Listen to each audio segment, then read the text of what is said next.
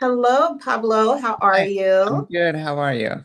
I'm doing great. I am doing great. And listen, I just want to get straight to things. Happy's Place, season two. Whole Season, right, season two, yeah. embarking upon soon a season three. So congratulations there. Thank you. We're so happy. We're so thrilled. We're over the moon. God, to do a job is already rare, but to do this job that's just so full of light and it's so like full of uh it's like a hug at the end of the day, and I mean that in the best way. The fact that, we're putting out a show that just kind of always leads with love. I'm so happy, so proud of it. And I think like obviously this sitcom, this series is holistically hilarious. Hmm. Each of you guys have such strong personalities, but I feel like Steve has an extra layer of funny. Like there's some extra funniness going on with Steven. How would you describe your character? Oh, I think Steve is just the most incredible and kind of sassiest and pot stirrer OCD person you'll ever meet. I love that he loves to push people's buttons, but Yeah. then doesn't like when people push his, because I love playing someone with a dichotomy or some with a contradiction, and that's one of the funniest contradictions. Um, yeah, Steve is just he's an accountant. He works at the bar and he has OCD, but is aware of like is working on it and wants to get better and wants to get out of his comfort zone. He also really enjoys kind of drama and gossip and all these things that uh he likes to stir the pot. So I don't know, it's been such a delight to play him because he has different avenues to play a scene, as an actor. I know that if it's a scene with something scandalous, he'll approach it more from his like kind of drama gossipy side. He's a theater lover. He wants to become a director, so he has this vision for stuff. He's this passion. But then if it's a scene that is dealing with orders and rules, then his OCD takes over and he doesn't want the thing to change. So I love it because it just gives you so many from a comedy side, so many places to go.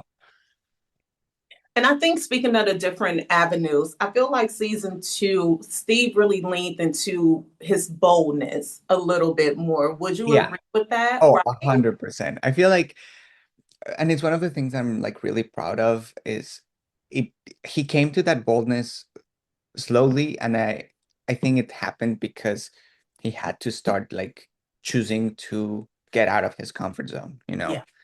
I think first he was like very guarded.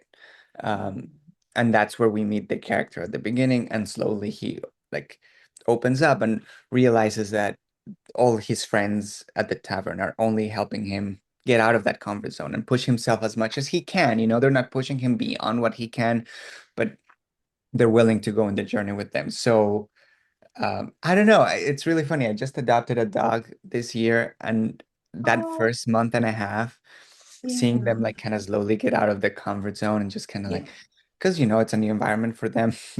I cannot believe I'm thinking Steve as my dog, but then now Stu is like crazy. Now he just is like, now I own this place. And I'm like, oh, you got bold fast, boy. Like you were before just so scared, and now you're just like trying to escape through the door.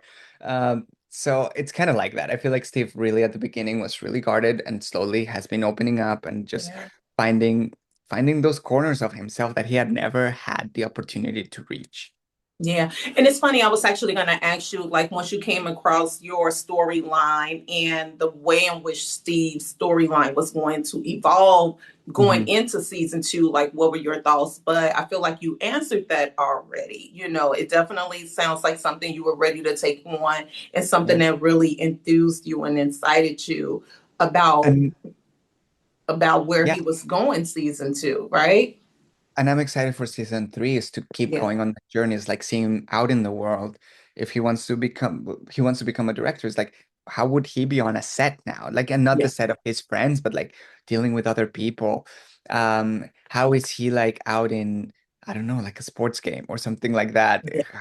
Like, oh, it's outside of his world, but would he be stressed out? What would be dating look like? What is his family life look like? How does he in a new light interact with Yeah. his family. So all those things I'm excited to explore. And I love that you went into that because my next question was going to be like, in your perfect world, Pablo's perfect world, like, where would you like to see Steve go season three? You know, so Yeah. I feel like you've already kind of peeled back the layers of that. Yeah. So, another question: do you have any, or do any of the cast members have any type of say in how you would like to see your character tweet? Or is it just strictly sticking with the script? We have a great conversation with our writers. Okay.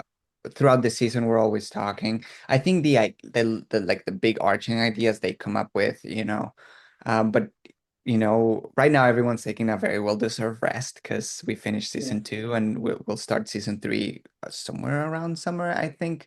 I don't really, Right.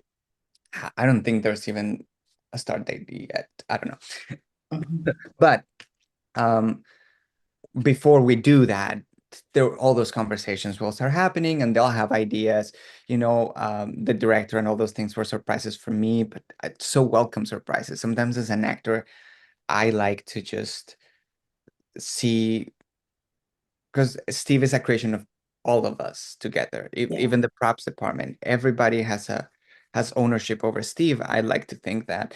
Um, and so just all those surprises, getting story beats that I didn't expect are so great. Like this week, we're gonna air an episode in which Steve finds confidence through like the silliest thing. Uh, Hmm. and the way the confidence shows on him is so unexpected. It's just like this very comedic, kind of dumb, kind of masculinity that you didn't expect on Steve. It's so funny. And again, it's a surprise. I never thought of something like that. And now that I know I have that in my back pocket and that Steve kind of would find confidence that way, it's really funny. And let's talk about this cast, Mm. right? Because although it's one big happy family, all of that totally comes across on screen. There's also quite a bit of pairing when it comes to the cast members going Yeah. on there, you know. So I want to talk about what the journey and what it looks like working so close with Tacola for you personally. Yeah. And do you have a fellow cast member that you would love to pair up with a little bit more this upcoming Yeah. season? I mean, anyone that you work with is a blessing. I feel like when they're rotating, like I feel it's not a rotation, but like whenever you're going in the circle and you're like, oh, I haven't had a sitting with Melissa in a long time, you miss Yeah. them. You feel like you miss that person. But working with uh Tokala has been amazing. He comes from such a different background of what I've come. I kind of grew up in No. the comedy world and I did drama before, but mostly been in the comedy world. And he's been in such a different path in his career. So getting all those stories is great. Um, Also, it's such a different upbringing than mine is. I grew up in Colombia. He uh, is Native American, so like seeing how he sees the world is also so interesting to me because we come at the world from different places, but we support each other. He's like my brother, and I love that man so much. And it's been great just working with him all the time because he is kind of, and I mean this in the comedy world. I don't know if it translates, but he's kind of the straight man of the show. He kind of is the Yeah. grounding force. Yeah. He's he's the one that gets to call out weird behavior from everyone else. Yeah. I think that's one of my when I used to do improv, that was the my favorite thing to do was to be that kind of a character. So see him do it with such ease is great. And I like that we get to like be these cuckoo crazy people and he gets to ground us. Yeah. And you're working with Reba alongside other legends, but the Reba, what is one thing that you have, I guess, like thus far taken away from her that helps you really lean into and approach the sitcom world as a whole? Yeah, I think there's at the beginning I used to be very stressed out about kind of nailing it from the beginning. I mean, this is a very,